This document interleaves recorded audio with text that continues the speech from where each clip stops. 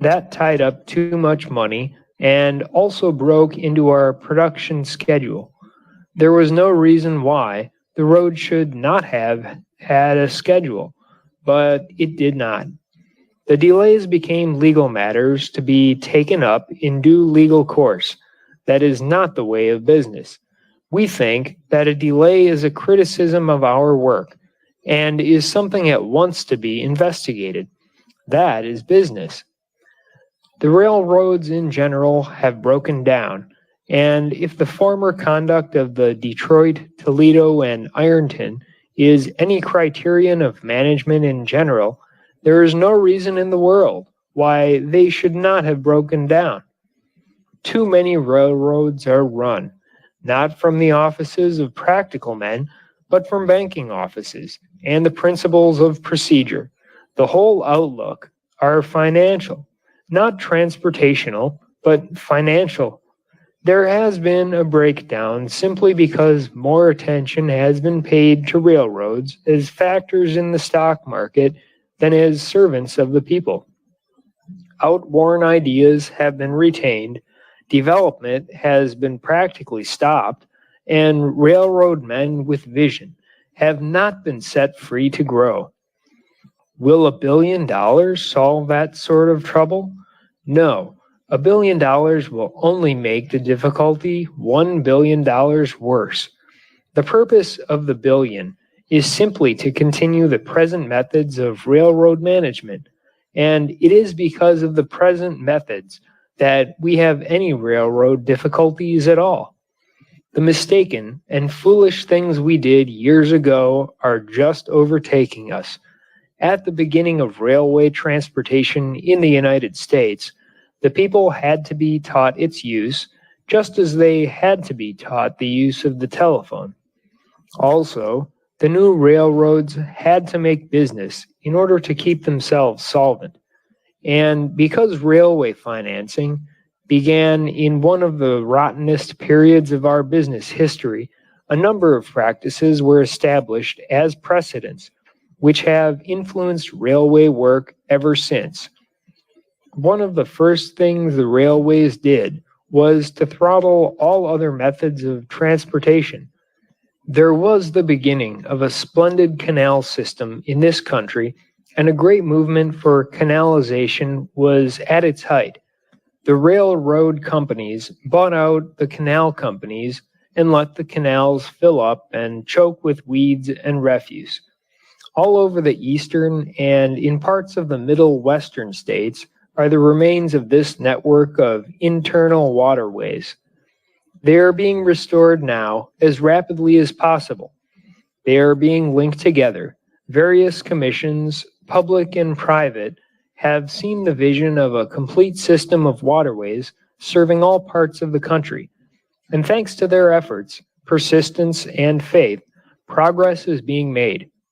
But there was another. This was the system of making the haul as long as possible. Anyone who is familiar with the exposures which resulted in the formation of the Interstate Commerce Commission knows what is meant by this. There was a period when rail transport was not regarded as the servant of the traveling, manufacturing, and commercial publics. Business was treated as if it existed for the benefit of the railways. During this period of folly, it was not good railroading to get goods from their shipping point to their destination by the most direct line possible, but to keep them on the road as long as possible, send them around the longest way, give as many connecting lines as possible a piece of the profit, and let the public stand the resulting loss of time and money. That was once counted good railroading. It has not entirely passed out of practice today. One of the great changes in our economic life to which this railroad policy contributed was the centralization of certain activities, not because centralization was necessary, nor because it contributed to the well-being of the people, but because, among other things, it made double business for the railroads. Take two staples, meat and grain.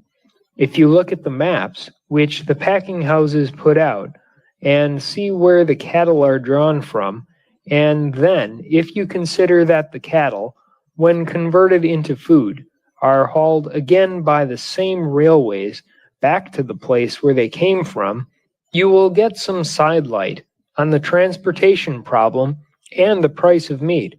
Take also grain. Every reader of advertisements knows where the great flour mills of the country are located.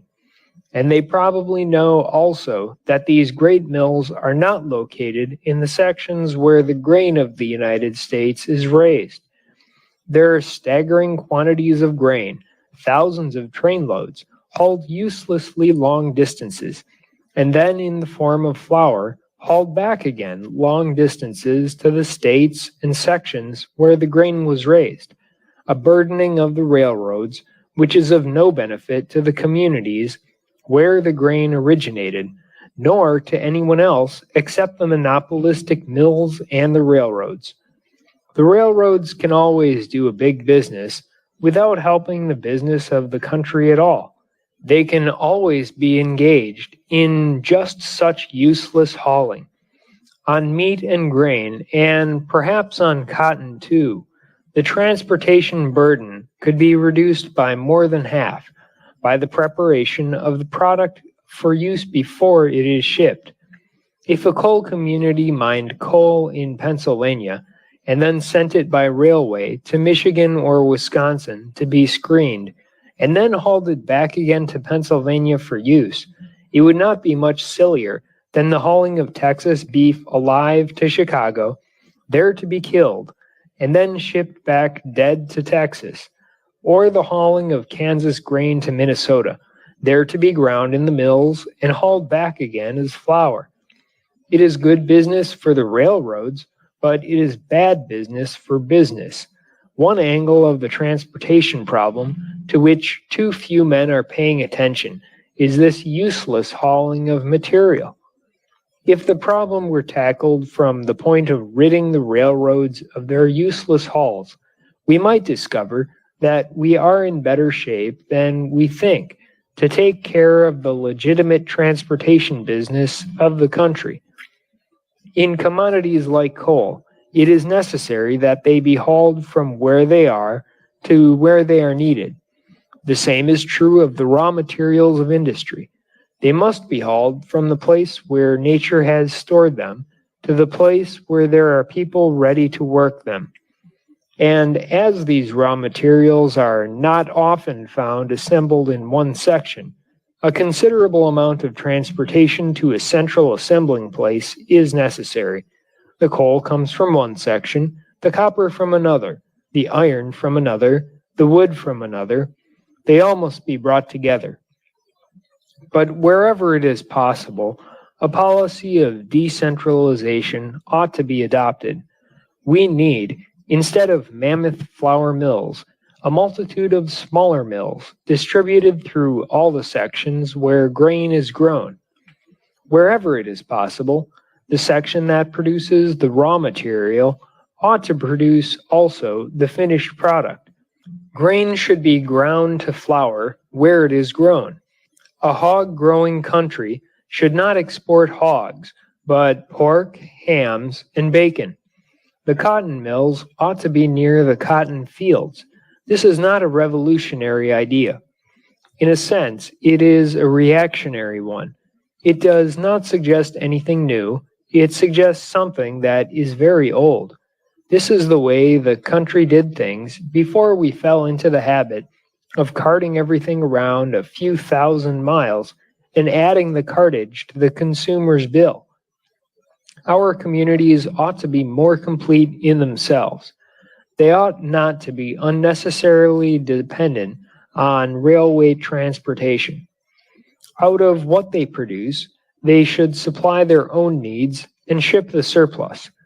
And how can they do this unless they have the means of taking their raw materials, like grain and cattle, and changing them into finished products? If private enterprise does not yield these means, the cooperation of farmers can.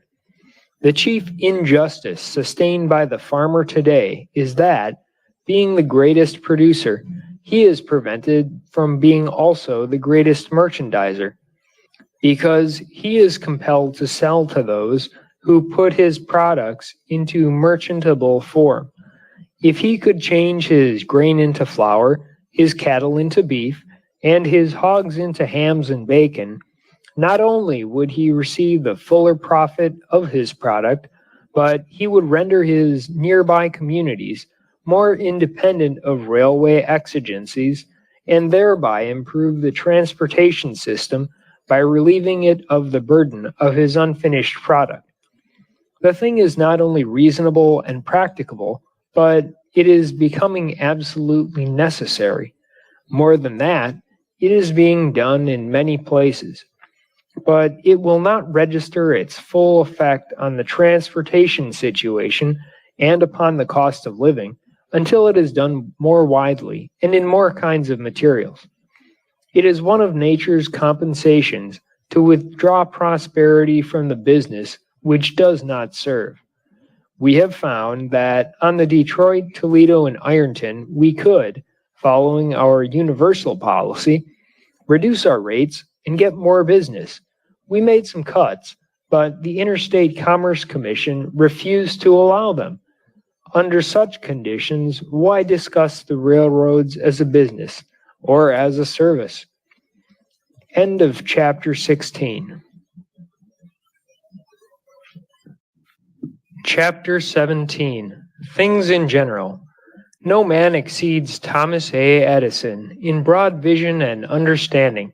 I met him first, many years ago, when I was with the Detroit Edison Company, probably about 1887 or thereabouts.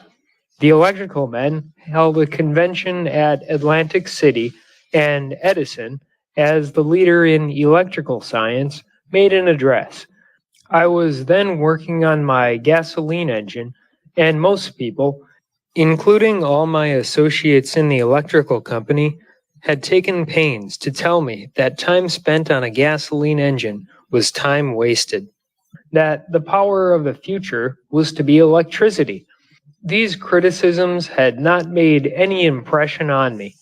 I was working ahead with all my might, but being in the same room with Edison suggested to me that it would be a good idea to find out if the master of electricity thought it was going to be the only power in the future. So, after Mr. Edison had finished his address, I managed to catch him alone for a moment. I told him what I was working on. At once he was interested. He is interested in every search for new knowledge. And then I asked him if he thought that there was a future for the internal combustion engine. He answered something in this fashion.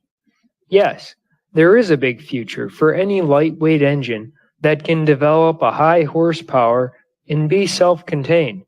No one kind of motive power is ever going to do all the work of the country. We do not know what electricity can do, but I take for granted that it cannot do everything. Keep on with your engine. If you can get what you are after, I can see a great future. That is characteristic of Edison. He was the central figure in the electrical industry, which was then young and enthusiastic. The rank and file of the electrical men could see nothing ahead but electricity, but their leader could see with crystal clearness that no one power could do all the work of the country. I suppose that is why he was the leader. Such was my first meeting with Edison. I did not see him again until many years after, until our motor had been developed and was in production. He remembered perfectly our first meeting. Since then, we have seen each other often. He is one of my closest friends, and we together have swapped many an idea. His knowledge is almost universal. He is interested in every conceivable subject, and he recognizes no limitations. He believes that all things are possible. At the same time, he keeps his feet on the ground. He goes forward step by step. He regards impossible as a description for that which we have not at the moment the knowledge to achieve. He knows that as we amass knowledge, we build the power to overcome the impossible. That is the rational way of doing the impossible. The irrational way is to make the attempt without the toil of accumulating knowledge. Mr. Edison is only approaching the height of his power. He is the man who is going to show us what chemistry really can do, for he is a real scientist who regards the knowledge for which he is always searching as a tool to shape the progress of the world. He is not the type of scientist who merely stores up knowledge and turns his head into a museum. Edison is easily the world's greatest scientist. I am not sure that he is not also the world's worst businessman. He knows almost nothing of business. John Burroughs was another of those who honored me with their friendship. I, too, like birds. I like the outdoors. I like to walk across the country and jump fences. We have 500 bird houses on the farm. We call them our bird hotels, and one of them, the Hotel Pontchartrain, a Martin house, has 76 apartments. All winter long, we have wire baskets of food hanging about on the trees, and then there is a big basin in which the water is kept from freezing by an electric heater.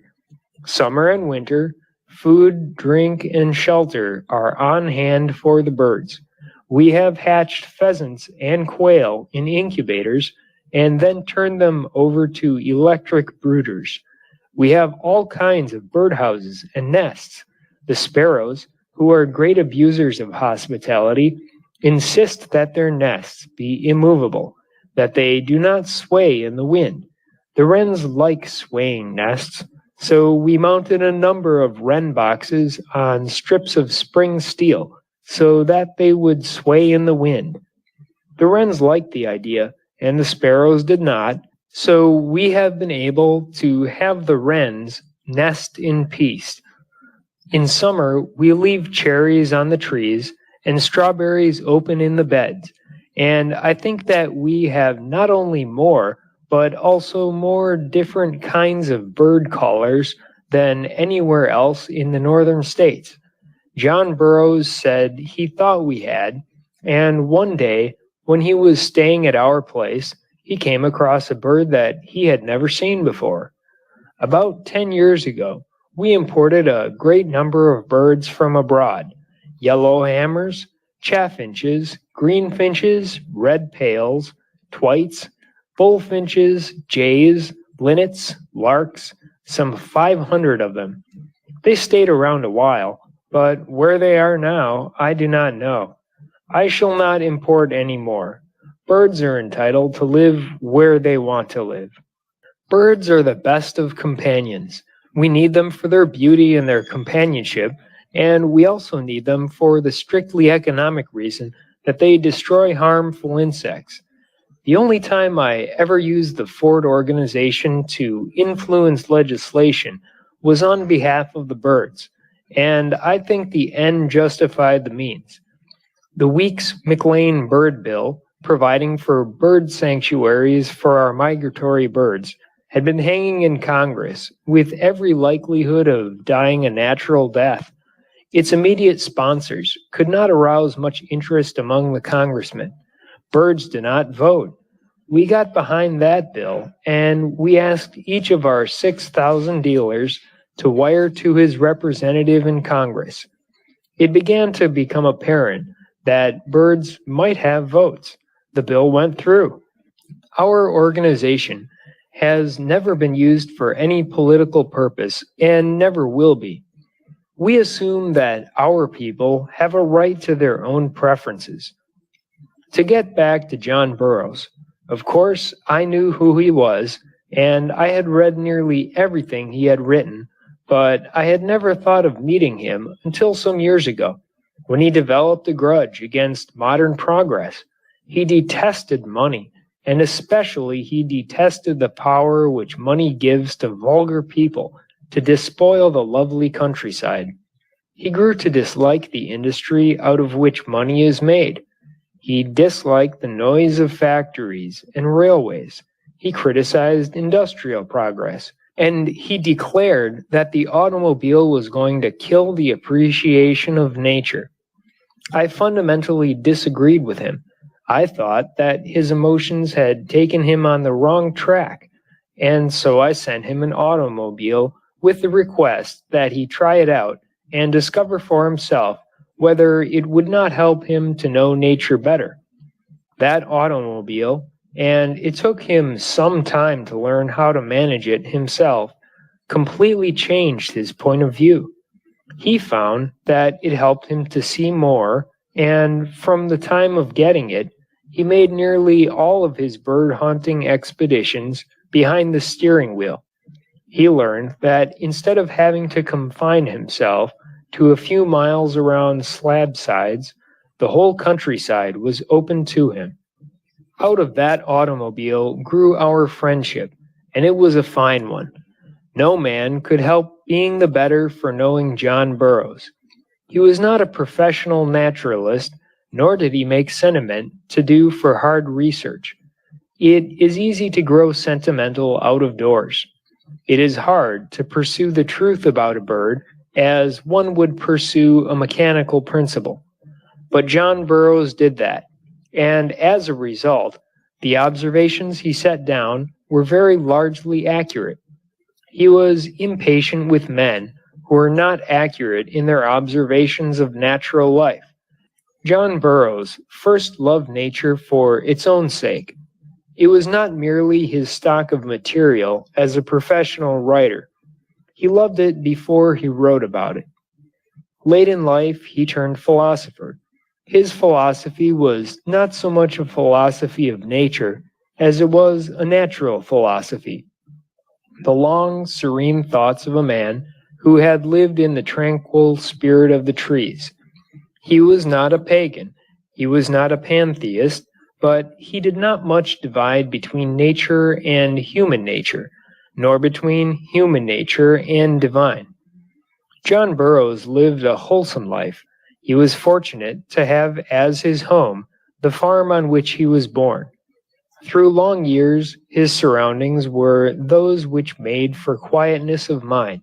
He loved the woods, and he made dusty-minded city people love them too. He helped them see what he saw. He did not make much beyond a living. He could have done so, perhaps, but that was not his aim. Like another American naturalist, his occupation could have been described as inspector of birds' nests and hillside paths. Of course, that does not pay in dollars and cents. When he had passed the 70, he changed his views on industry. Perhaps I had something to do with that. He came to see that the whole world could not live by hunting birds' nests. At one time in his life, he had a grudge against all modern progress, especially where it was associated with the burning of coal and the noise of traffic. Perhaps that was as near to literary affectation as he ever came. Wordsworth disliked railways too, and Thoreau said that he could see more of the country by walking. Perhaps it was influences such as these which bent John Burroughs for a time against industrial progress, but only for a time.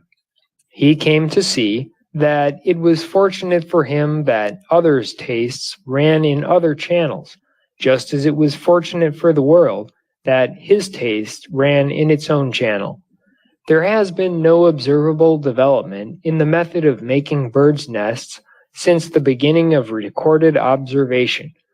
But that was hardly a reason why human beings should not prefer modern sanitary homes to cave dwellings. This was a part of John Burroughs' sanity. He was not afraid to change his views. He was a lover of nature, not her dupe. In the course of time, he came to value and approve modern devices, and though this by itself is an interesting fact, it is not so interesting as the fact that he made this change after he was 70 years old. John Burroughs was never too old to change. He kept growing to the last. The man who is too set to change is dead already. The funeral is a mere detail. If he talked more of one person than another, it was Emerson. Not only did he know Emerson by heart as an author, but he knew him by heart as a spirit. He taught me to know Emerson. He had so saturated himself with Emerson that at one time he thought as he did and even fell into his mode of expression. But afterward, he found his own way, which for him was better. There was no sadness in John Burroughs' death. When the grain lies brown and ripe under the harvest sun, and the harvesters are busy binding it into sheaves, there is no sadness for the grain. It has ripened and has fulfilled its term, and so had John Burroughs. With him it was full ripeness and harvest, not decay. He worked almost to the end. His plans ran beyond the end. They buried him among the scenes he loved, and it was his 84th birthday. Those scenes will be preserved as he loved them. John Burroughs, Edison, and I with Harvey S. Firestone made several vagabond trips together. We went in motor caravans and slept under canvas. Once we gypsied through the Adirondacks and again through the Alleghenies, heading southward. The trips were good fun, except that they began to attract too much attention. Today, I am more opposed to war than I ever was, and I think the people of the world know, even if the politicians do not, that war never settles anything. It was war that made the orderly and profitable processes of the world what they are today, a loose, disjointed mass. Of course, some men get rich out of war, others get poor. But the men who get rich are not those who fought or who really helped behind the lines. No patriot makes money out of war. No man with true patriotism could make money out of war, out of the sacrifice of other men's lives. Until the soldier makes money by fighting, until mothers make money by giving their sons to death, not until then should any citizen make money out of providing his country with the means to preserve its life.